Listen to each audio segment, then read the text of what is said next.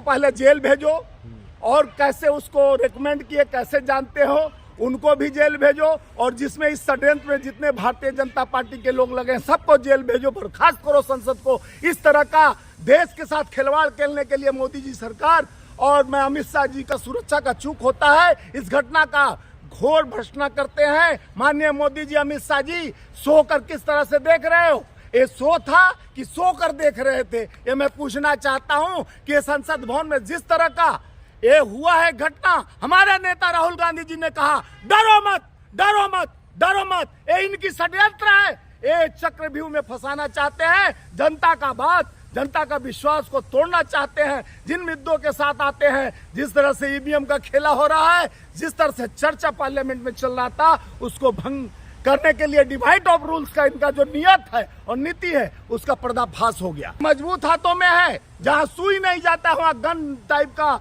लेकर पहुंच के धुआं छोड़ रहा है। उसमें अगर पॉइजन रहता, जहर रहता तो कितने लोग मर जाते।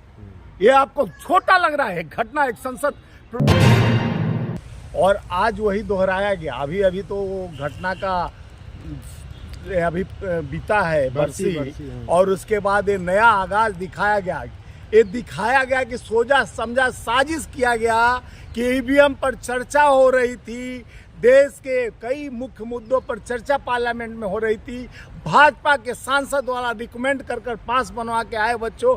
पार्लियामेंट में किस तरह से वो लोग घुस जाते हैं, जबकि पार्लियामेंट में एक पेन लेकर नहीं जाते हैं। वहाँ जो संसद दीर्घा में बैठा होता है वहाँ पर पेन नहीं अलाउड है, एक कागज अलाउड नहीं है, एक कोई नशा का चीज अलाउड नहीं है, और इतना बड़ा चीज लेके वो जाते हैं। तो भाजपा की साजिश है कि विपक्ष की आवाज को दबाने के लिए एक प्रोपेगेंडा रचा गया कि लोगों को जिस तरह से संसद भवन देश के सबसे सुरक्षित स्थान पे, जो पहले 2001 में ये बहुत बड़ा हुआ जिसमें हमारे कई सैनिकों, कई लोगों का मौत का मुंह खाना पड़ा, जो शहादत देना पड़ा, आज वही दोहराने का कोशिश किया जा रहा है कि हमारे संसद में, चाहे पहले भाजपा की सरकार रही है, जो नई संसद भवन बनी है उसमें भी ये नई शुरुआत, ये नए संसद का नया शुरुआत ये देखने को मिला कि सुरक्षा व्यवस्था में चूक कैसे हुई, किस षड्यंत्र के तहत। और कोई प्रताप एमपी हैं, उनके रिकमेंड पर ये आए थे, बिना पास तो रिकमेंड पे बनता नहीं है।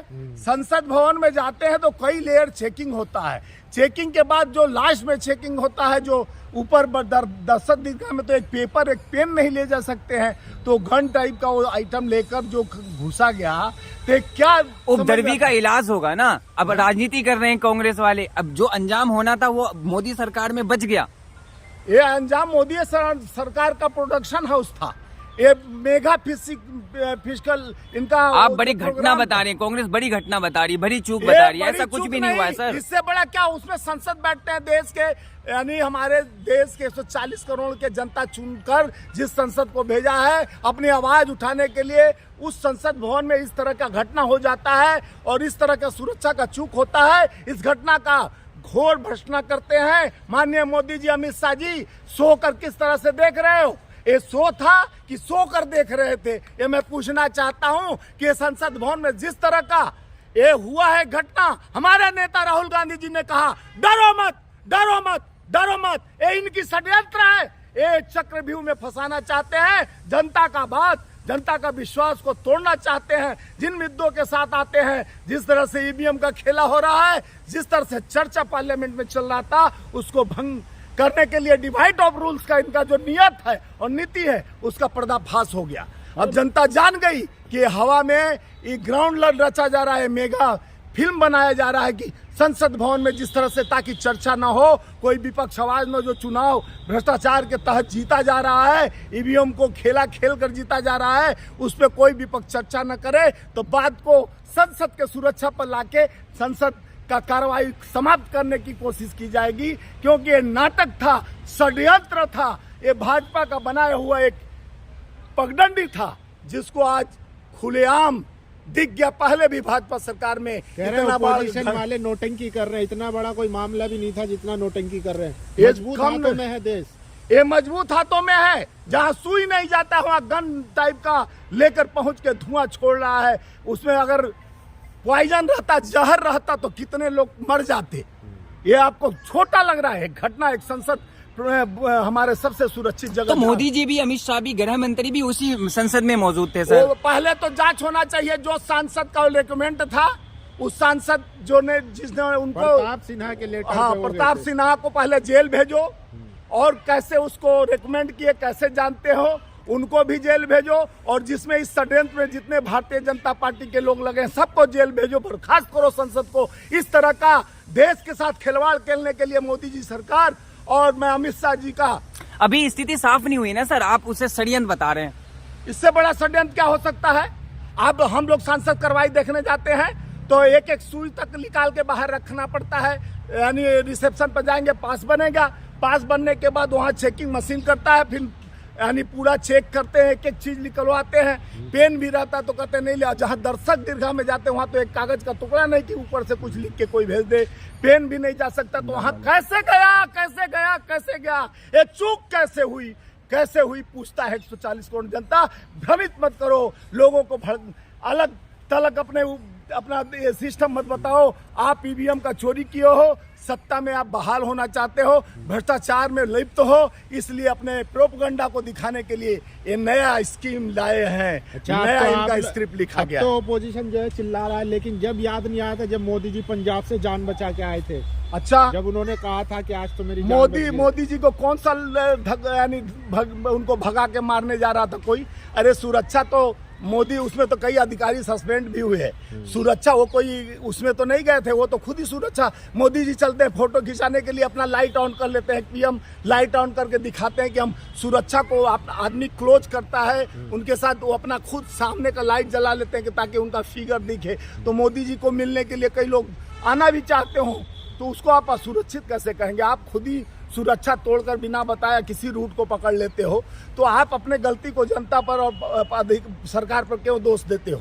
जिस तरह से इतना बड़ा घटना हुआ उसको आप इधर उधर गोल गोल घुमाने का कोशिश मत कीजिए। ये देश का दुर्भाग्य है। 140 करोड़ जनता चुनकर भेजिए सांसदों को असुरक्षित जिस तरह से दिखाया गया कि ये गेम प्लान क्या है, इसके पीछे कौन षड्यंत्र रचा है, सबको जेल भेजना पड़ेगा, और सबको ऐसे सरकार जो निकम्मी है उसको बताना पड़ेगा कि आप देश सुरक्षा। अभी लखनऊ में एक घटना हुआ, एक बेटी को 3-4 लोग रेप किए और वही लखनऊ में घुमाते रहे, और कुछ आगे जाके ऑफिसर की बेटी थी, और उसको कहते हैं कि हमारे यहाँ लैंड ऑर्डर ठीक है। उत्तर प्रदेश में बेटियों का रेप, पहले भी एक मॉल से कानपुर से चलती बेटी को रेप किया गया, फिर उसके बाद बनारस में। अजी मीडिया वाले सुनो कह ना रहे पहले, हैं, खबरें सुनो। सामने आ रही है मीडिया में कि चीन का कनेक्शन है, अभी अब्दुल का कनेक्शन नहीं आया है। अरे लेकिन चीन का कनेक्शन एमपी से था का? एमपी जो उसका रिकमेंड किया, संसद में जाने से पहले संसद के कार्रवाई देख रहा था, कोई संसद के गेट पर हमला नहीं हुआ। अंदर बैठे हुए संसद में कूदना ये बहुत बड़ा बात होता है, और संसद का कार्रवाई देखने कोई ऐसे आलू बेलू नहीं जाता है। बिना सांसद मंत्री के रिकमेंड का कोई नहीं जाता